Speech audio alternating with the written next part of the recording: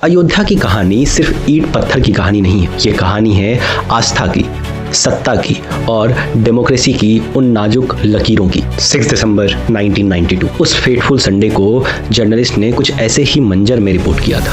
Dear editor, आज अयोध्या में सूरज कुछ अलग ही अंदाज में निकला है। हवा में ठंड है लेकिन जमीन बहुत गर्म है। मैं कॉम्प्लेक्स के सामने वाली बिल्डिंग के छत पे खड़ा हूँ। मेरे नीचे भगवा का समंदर फैला हुआ, एक ह्यूमन ओशियन। इन्हें कर सेवक कहा जा रहा है। पुलिस देख रही है, नेता भाषण दे रहे हैं, लेकिन हवा में एक कुछ अजीब सी एनर्जी है, जैसे तूफान आने से पहले कि कोई शांति हो। द काम बिफोर द स्टॉर्म। मुझे डर है कि सूरज ढलते ढलते यहाँ की ज्योग्राफी और देश की हिस्ट्री दोनों हमेशा के लिए बदल चुके होंगे। लेकिन ये समझने के लिए कि क्यों आखिर 1.5 लाख लोग 464 साल पुरानी मस्जिद को ढहाने के लिए इकट्ठे हुए थे। हम कहानी 1992 से शुरू नहीं कर सकते। हमें 5 सदी पीछे जाना पड़ेगा, 500 ईयर्स बैक, जहाँ पे एम्परर्स और कॉन्क्वेस्ट की बात की जाती थी। इस कहानी के स्टार्टिंग को जानने के लिए हमें पीछे जाना पड़ेगा।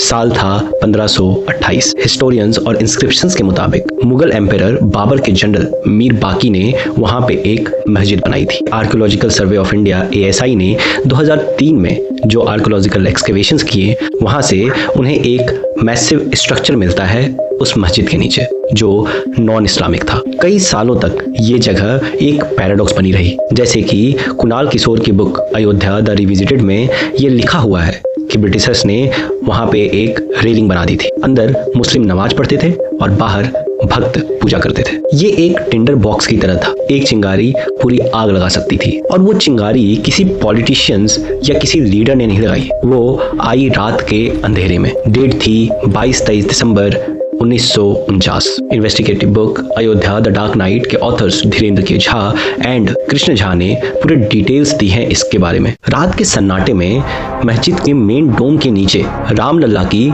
मूर्तियां प्रकट हो गई। हमारे पास वो FIR है जो 23 दिसंबर 1992 में माता प्रसाद ने लिखवाई थी। उसमें ये साफ लिखा है कि 50 से 60 लोगों की जनता आई और वहां पे डोम के नीचे रामलला की मूर्ति रख के चले गए। उस समय के प्राइम मिनिस्टर जवाहरलाल नेहरू बहुत गुस्से में थे। उन्होंने यूपी के प्रीमियर GP पंत को ये तुरंत आदेश दिया कि वो मूर्तियों को तुरंत हटाया जाए, सो डैट इंडिया की सेक्युलर इमेज को झटका ना पड़े। लेकिन अयोध्या, जो उस समय फैजाबाद कहलाता था, उसके डिस्ट्रिक्ट मजिस्ट्रेट KK नायर ने इस ऑर्डर को मानने से साफ इनकार कर दिया। उन्होंने कहा कि कोई भी पंडित इस काम को करने के लिए नहीं तैयार, और अगर ये जबरदस्ती किया गया तो खून खराबा हो जाएगा। तो रिजल्ट क्या हुआ?